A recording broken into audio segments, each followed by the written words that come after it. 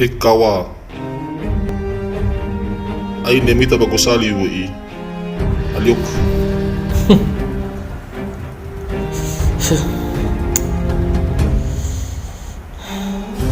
Mamati ezi baluku.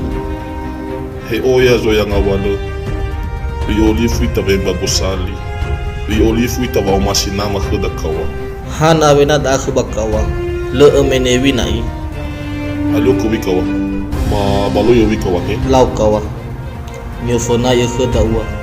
Mudu damia. Simbolu makan. Sebuhu. Lau. Eje faluka te nama kawa.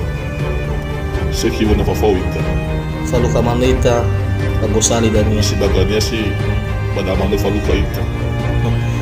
Mudugati nukagu wakawa. Mudu alga me lagu nasa.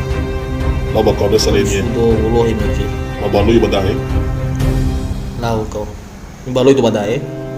Lau aliok kawane. Bi olifu e. Ma baloyo badaha.